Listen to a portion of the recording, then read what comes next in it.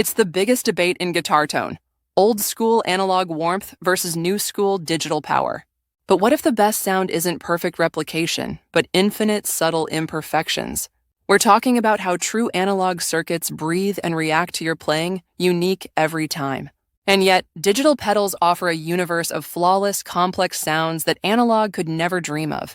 We'll break down the tech, expose the myths, and show you how pros decide, so you can choose. First, let's establish ground truth. Analog pedals use physical components, resistors, transistors, to create a continuous, unbroken wave of sound. Digital pedals are different. They use a mini computer to convert your signal into numbers, allowing for incredibly complex sound manipulation. This tech split creates a huge usability gap. Analog pedals are typically simple: a few knobs, direct control. What you see is what you get. Digital pedals, however, can be packed with menus and presets. This offers massive flexibility, but can lead to option paralysis.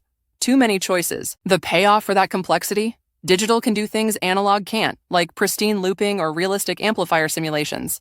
So it seems simple, warm and easy versus precise and powerful. But what's actually happening to your signal inside these boxes? The truth is complicated. Why does this debate even exist? It's how digital pedals hear you. They take snapshots of your signal. But can snapshots ever truly be the original? Here is the critical, often misunderstood fact. In that conversion from a smooth analog wave to digital steps, a tiny bit of smoothness is always lost. The multi-million-dollar question is, can our ears even detect this microscopic loss? This is the heart of the analog feel versus digital clarity argument. But analog isn't perfect either. Its physical components can add noise to your signal chain and can be sensitive to things like temperature. Digital's drawbacks are different. That computer can create a tiny delay or latency, and they tend to use much more power, a big deal for battery users. So both have hidden flaws. How do these differences play out with specific effects? Let's look at some recommendations from experienced players. Let's take one of the most popular effects: delay. The analog versus digital difference here is night and day.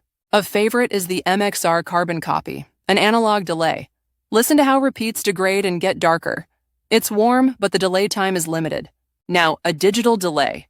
The repeats are crystal clear copies of the original note. You get longer delay times and features like looping. What about distortion?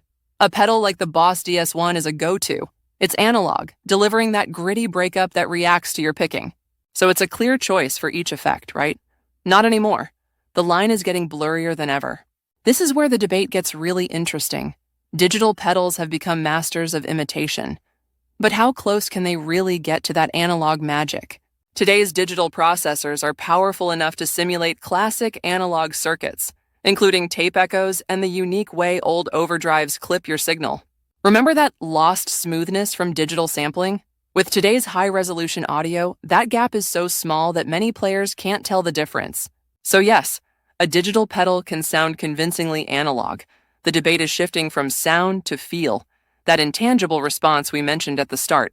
If digital can imitate analog plus do its own tricks, why buy analog? Because the pros know a secret. You don't have to choose. The ultimate answer isn't or, it's and. Expert pedal boards almost always feature a mix of analog and digital pedals, harnessing the strengths of each. Think about it.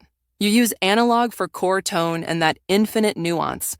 These are your overdrives and distortions that need to feel right.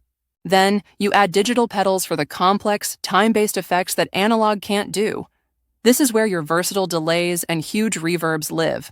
Here's a pro tip for combining them. Place your digital effects like delay after your analog drive pedals. This preserves the warm tone of the analog circuits. So, after all that, which should you choose? Analog or digital? The expert answer is, the question is flawed.